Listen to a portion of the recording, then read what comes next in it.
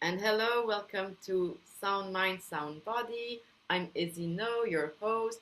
I'm a health coach, holistic health coach, and longevity performance coach. So basically, I help DJs, artists, and electronic music professionals gain internal mastery so they can have a long and sustainable life and music career. And today, my guest is Elleana Dumper. Welcome, Elleana.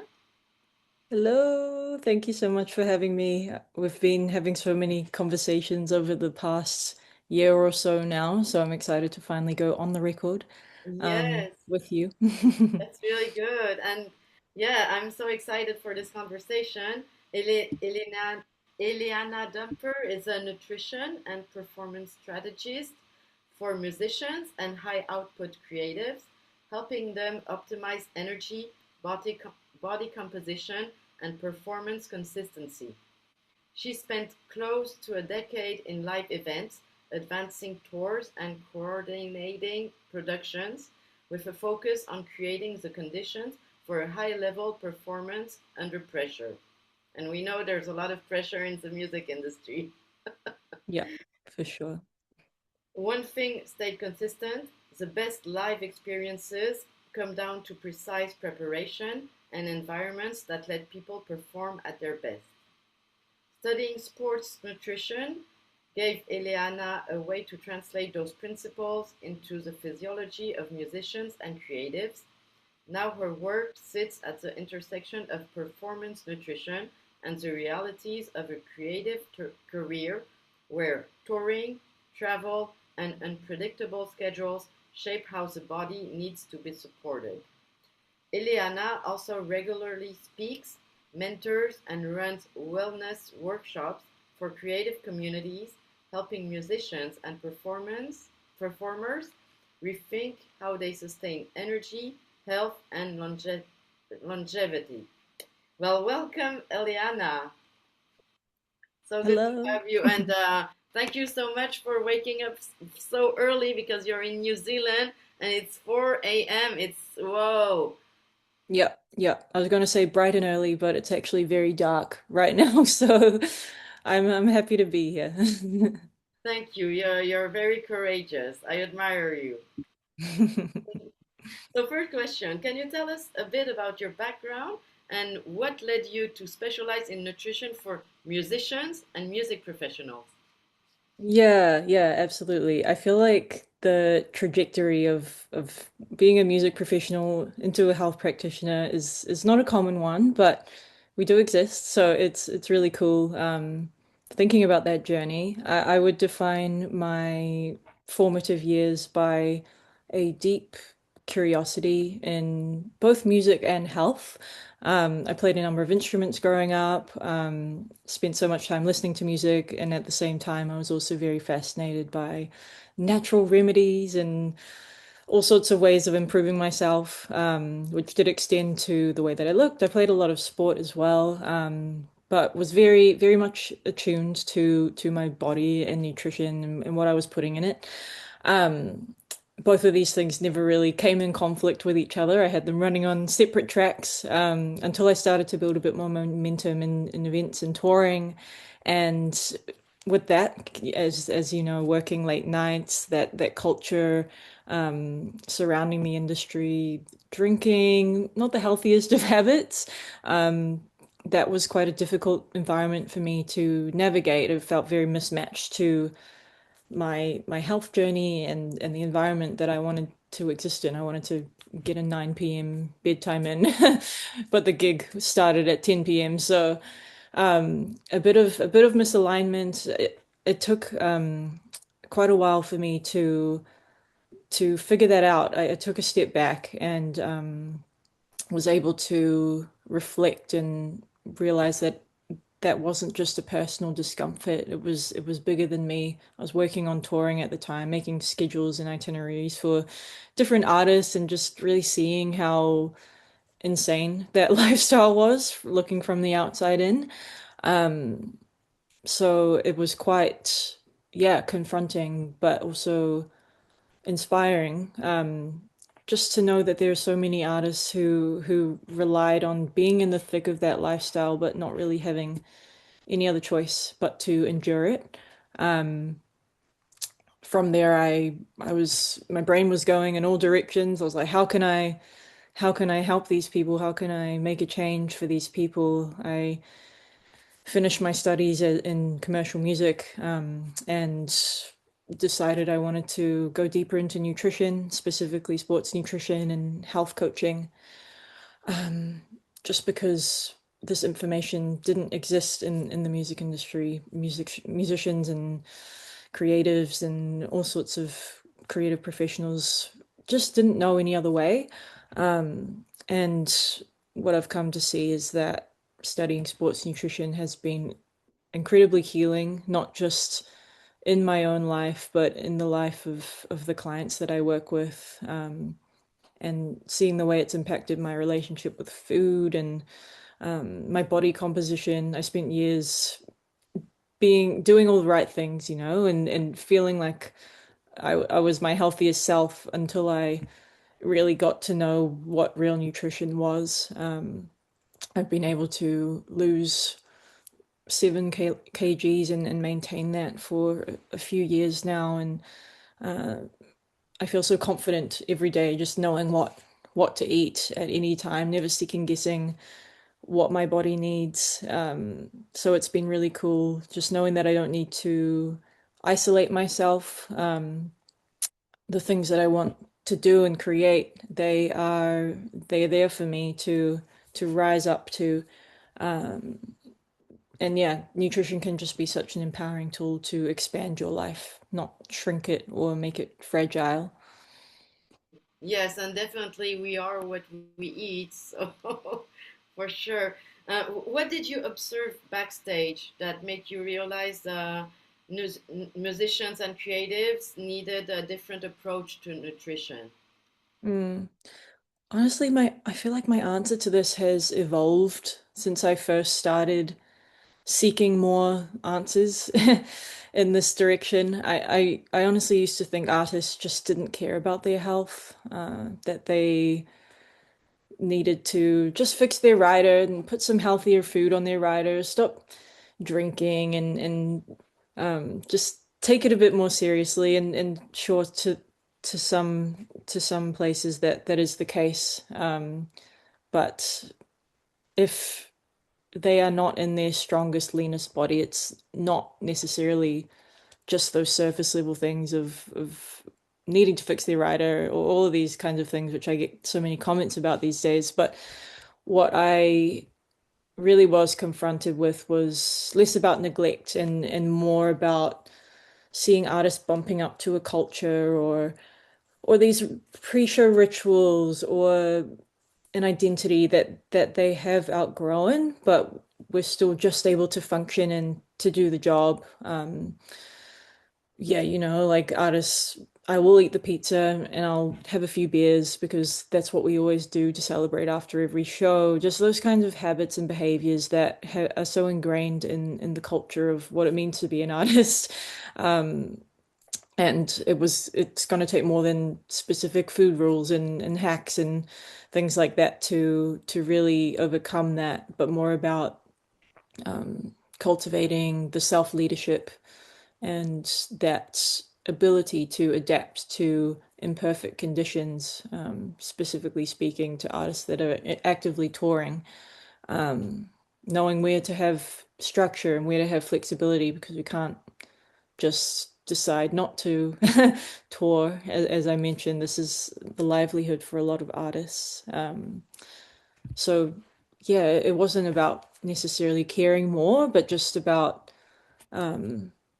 noticing what you're doing out of habit versus what you're doing on purpose. So I think, yeah, it's really easy to fall into that autopilot, especially when your life is so busy and pulling you in all sorts of directions.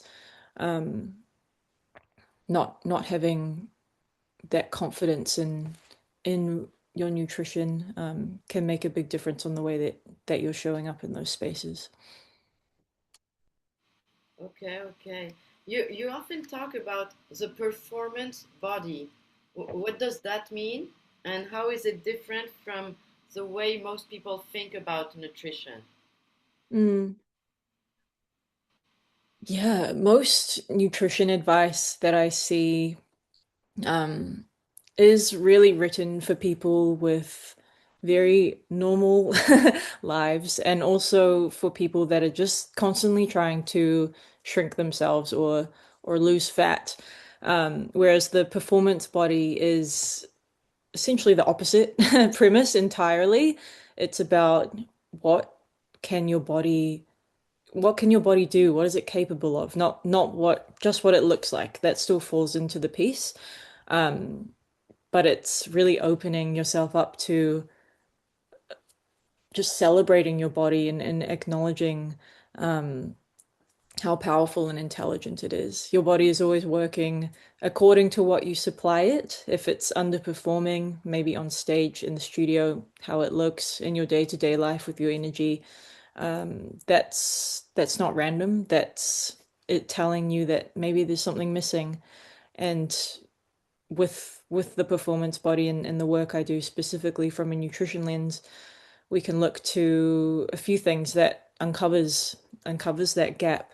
Typically, the energy balance is off. Energy is essentially just calories. So when we're talking about your energy balance, it's the amount that's coming in, the amount that you're fueling yourself versus the amount that's going out, the energy that you're expending. Um, so when we notice there's a bit of a mismatch there, um, what we need to take into consideration is what are the demands that you're actually asking of your body, and then filtering every nutrition decision from there, and looking at is this actually supporting my goal or moving me towards my goal, and really just asking yourself, yeah, all those questions about if what you're doing is aligning. And ultimately, the way I view performance nutrition is just about respecting the body enough to give it what it's asking, um, and what you're asking to do of it. For so many people, it's building the awareness of, yeah, what their demands actually are, not minimizing them, um, or dismissing them, and yeah, then what intakes are required for that to help them keep moving. So I went through some of your programs, and you explained that there's the pre-tour, the during tour, and post-tour phases. Can you explain a little bit how to adapt our nutrition depending on the Yeah, phase we're in? yeah, absolutely. So that probably is quite a new concept to people as well. Um, the phases that you just mentioned, pre-tour, during tour, post-tour, that we can call that nutrition periodization. So it means allocating a specific nutrition strategy, a specific way of eating for each of those phases, because each one demands something different of us. Um, when we're looking at pre-tour, that is about preparing the body for what it's about to endure on the road, depending on the intensity and the length of a tour. Everything in the pre-tour phase is tailored to that, to condition the body, prepare its eating rhythm, identify the foods that sit well and digest well. You never want to go into tour being completely taken by surprise by everything. Of course, we can't control everything either, but there are things that you can do beforehand to prep the body. I think that pre-tour time, again, depending on the intensity and the length of the tour, is is a timeline to just think about. Usually that's 2 to 4 weeks ahead of the tour. Most of the time I see artists spending that phase panicking and trying to change their body, or try a different diet when really it's about cementing a rhythm and familiarizing the body, and providing it with stability and safety so that and giving it enough energy coming in so that by the time you go on tour you're not already depleted or running on empty. Once we get on tour, that is that can feel like quite a chaotic time. So a lot of the pre-tour preparation feeds into how you show up there in terms of knowing the timings of when you're going to eat, where you're going to source your food from. I like to work backwards from showtime, and help artists create a fueling loop so that it's less about having a perfect meal plan or a perfect day of eating, but just keeping the performance at the center of the nutrition strategy, and working their way back from there, knowing, okay, half an hour before I need to eat this way, earlier in the day I need to eat this way, and that's really just about making sure that they've got the energy to not only perform but recover afterwards as well, and do it all again the next day. So during tour, the focus definitely is, for most artists, performance, and performance requires eating enough, and having sufficient energy coming in, again, not just for performance, but also recovery in between shows. Moving into post tour, that is really about restoration and bringing the body back home to itself. There's again, depending on the intensity and the length of the tour, that all decides, what that time needs to look like. For a lot of artists, it is coming back to a bit of comfort and allowing space for that, and just reestablishing that rhythm, bringing them back. Maybe the amount that they're eating comes down because they're not expending as much energy as they were on tour.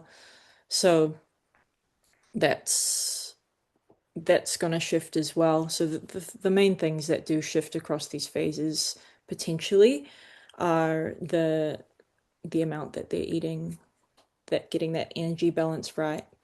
So taking time to, yeah, play around with their intakes and identify what that needs to look like at each of the phases. Macronutrients play a role there, in those can be adjusted. Again, it depends on, yeah, that the output determines, all of that as well. Different seasons require different fuel, different types of expenditure require different fuel. So that's just a really brief overview of the way that things can shift. I can't prescribe anything specific, other than just that awareness of knowing that each of these seasons are demanding something different from us, and yeah, being open to shifting that as well, and knowing there's not one way that will work for me necessarily. Yes, for sure. And yeah, talking about the season, we're right in the middle of festival season. Mm. So, for artists and professionals who are traveling, performing, working long hours, what are your top strategies for maintaining energy and looking after themselves? Yeah, absolutely. I think going into each of the seasons, like festival season or really intense seasons, first and foremost, knowing that you get to decide what you want that season to look like. No one gets to decide that for you. You have, ultimately have agency over any decision that you make. If you want that season to be about enjoying, every moment, maximizing every moment, very social, that's awesome. Put the things in place that will help you achieve that. If you have different goals, then that's awesome too. across all of that, one of the strategies that I often work with artists that are about to head into a season like festival season is going into it preparing for disruption and preparing for how they're going to eat on the fly, not expecting things to look like their home life or look the same as things do in their daily life, and not expecting the same discipline that they usually rely on to carry them at home to work on the road either. So going into it knowing, at least knowing a few guidelines around what their meals need to look like and how they can, yeah, maybe recreate some things from home that they know works for them and take it on the road. Doing a bit of research beforehand to make that possible as well can really go a long way. How about special snacks? Do you have like your favorites, healthy snacks? Yeah, yeah, I do. I personally love I always take a protein powder with me when I travel. I don't always use it, but I think it can be a really convenient tool for yeah, for anyone traveling, whether that goes into a protein shake or mix it into some oats. I'm always traveling with some of those staples that I know work for my digestion and provide a grounding meal for me. If I know that I'm gonna be eating out and about, if I can have something like my protein oats for breakfast each day or as a snack during the day, that is that's always awesome. I'm not too It just like depends on where I'm traveling. I have my favorites in New Zealand. Like we have some really awesome protein bars, but I also love just like beef jerky and like nuts um and fruit. Whole foods are ideal. Um, but I think ultimately, yeah, things that you're able to access, things that are non-perishable, um, at the same time that you can travel with, and electrolytes as well. Can you tell us more about electrolytes? I had a conversation with a person in the music industry who's starting to also have their own electrolyte product that they're selling. So, Oh wow. yes, so I'd love to know more about that. Yeah, electrolytes are such a hot topic. So many different brands and things popping up. They're almost like the new protein craze. So electrolytes are super beneficial for restoring minerals that are lost mainly through sweat. So going into festival season, you're going to be performing maybe outside or on hot stages or just in maybe even in small venues that have a lot of people in there and yeah, it's just quite hot and it's a temperature that maybe you're not used to. So electrolytes can be beneficial for adding to water to optimize vocal fold hydration. So if you're a vocalist, I'm sure you'd be aware that hydration plays a really big part in your vocal performance. It can also prevent cramping in your hands and feet and body. So that carries into other sorts of instrumentalists, as well as being an awesome sustainer for steady energy levels. So it's worth thinking about for anyone that's going through longer set times and things. Not essential for necessarily day-to-day life, but if you know that performing can, yeah, the way your body responds to that is quite high intensity, you sweat a lot, and also the environment in which you're performing in it can be something you can consider as part of your nutrition or performance strategy as well. Okay, and related to that, I'm curious about your position regarding food supplements Hmm. because they're also very trendy. So, Yeah, yeah. do you recommend food supplements to your clients? Do we need to do like a specific blood analysis so we know if we're like lacking something Mm, mm. like some kind of vitamins or minerals? What's your Yeah, take on that? yeah. My philosophy is always food first. What as much as we can address in the diet through whole foods is ideal because you're getting so many nutrients just from eating food alone.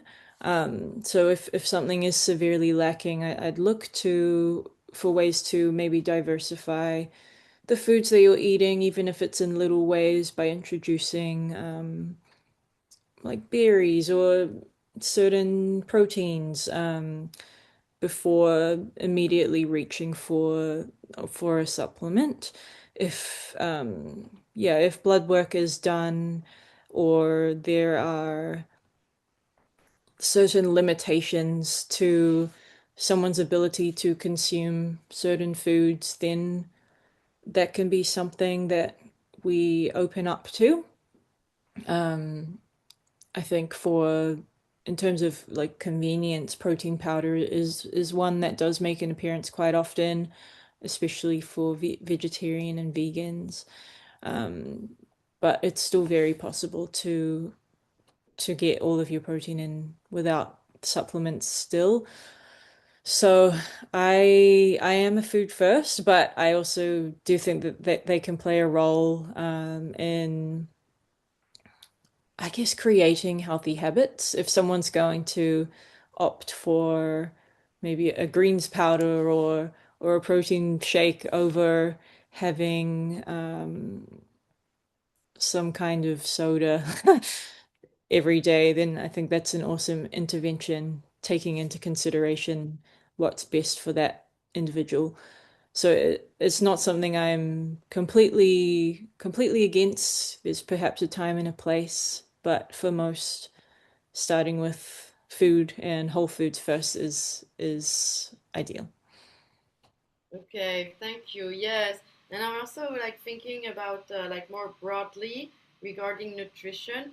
Nutrition has an impact not only on the physical aspect, but also like on emotions and mental health. And for example, how does nutrition influence things like focus, creativity, mood, decision making? Mm.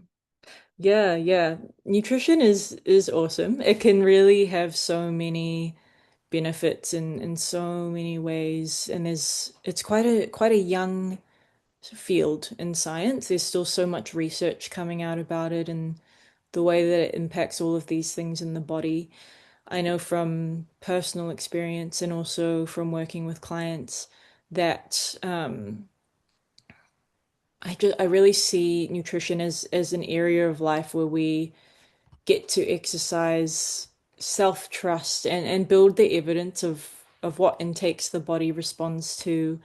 So the next time you want to work towards a specific goal or make a change, you know exactly what you need to do, and what your body responds to. So from from a decision fatigue level, having that predictability and confidence in your nutrition is something that can really make a difference to your overall way of being, but also just physiologically when we're not taking in enough of the right things. Say you're cutting calories and cutting out carbs and all these drastic measures that leave you flat for your studio sessions or flat for performing on stage, or anything we need to be switched on it that takes a toll on just the way that you relate to your purpose as well, and it's so holistic. Um, when we are restricting ourselves and eating far below what we actually need to, the body essentially shuts down different parts of different systems. Our hormones take a hit, um, digestion takes a hit, our cognition takes a hit. So physiologically, things do get shut down in the body, but then also emotionally, mentally as well. It's it does impact on a few other things as well.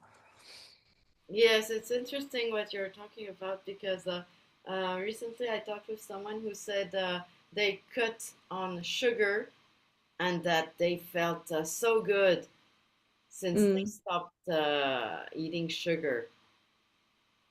yeah. It's Yeah, there's like we yeah, don't it's realize what, like sometimes we have habits that are not in our favor. mm. Yeah, absolutely. And it's worth taking that time to experiment with how things are making you feel, and the impact that they have, not just on life, but also, yeah, your work as well. Are you able to show up with more presence and creativity because you're not spending all this time thinking about tracking your food or overthinking, or you're just because you're empty of energy. So it's worth, yeah, actually questioning your food choices and thinking about how is this actually making me feel, and building the evidence for yourself. I'm really big on doing that. Yes, definitely. And so, for someone who feels overwhelmed or thinks it's impossible to eat well in the music industry, what's one habit they could start this week that would make the biggest difference? Yeah, the first thing that comes to mind is honestly to stop consuming health advice from social media. None of it, or majority of it, wasn't made with your specific life in mind.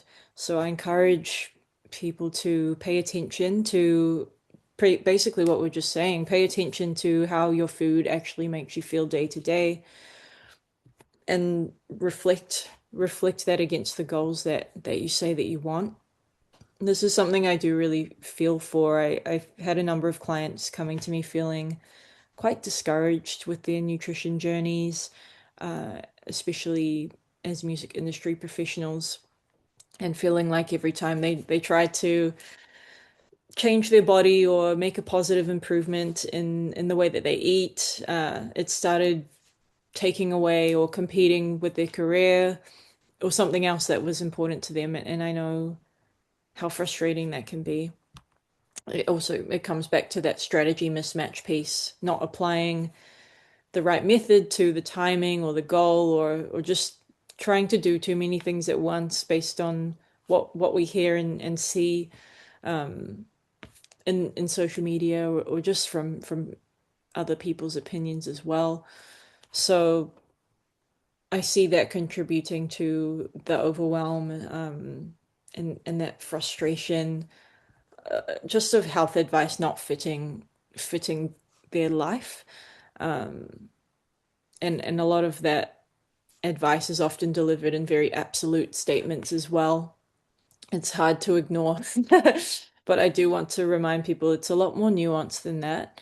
So taking a break from consuming things can can actually help us, yeah, build more self-trust, come back to the body, claim that agency back.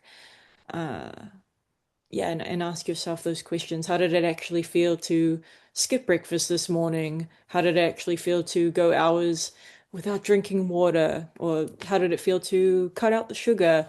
Can all be, yeah, really important questions to ask. And then think about, yeah, if those habits actually align with the way that I want to look and feel. Ultimately, only you have the answer to that question. Mm, thank you for this. And so, if you could change one thing about the way the music industry thinks about nutrition and performance, what would that be? Mm. I always compare like the sports industry to music, and I know that they're not one for one, but something that I think is really awesome about sport is that relationship that athletes have with their nutrition. It's very much a given. It's second nature. They know that in order to be the best they want to be in their sport, they know how important nutrition is for that. Unfortunately, I know budget is often the reason why nutrition doesn't get prioritized in the music industry. So I think it's a priority. It's a priority thing. Um, and if we could see nutrition put on that same level as talent and artist development, and all of those things, it can stop getting cut out first. I also think riders are often quite flashy and not really provided with that same level of intention as an Olympic athlete village lunchtime buffet would be.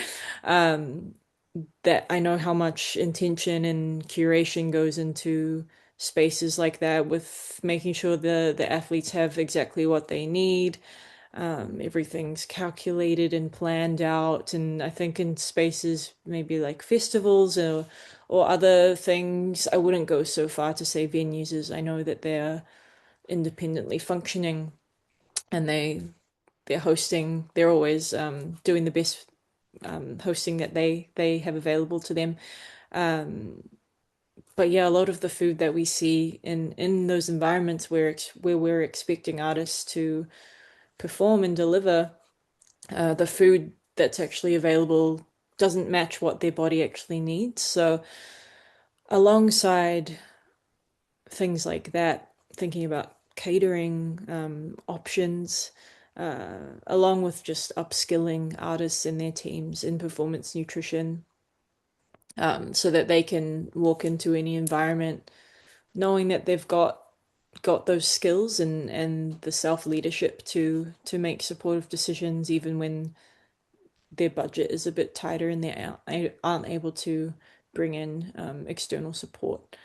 I think would be quite impactful. Well, that's amazing. Thank you so much. Is there one last thing you'd like to share?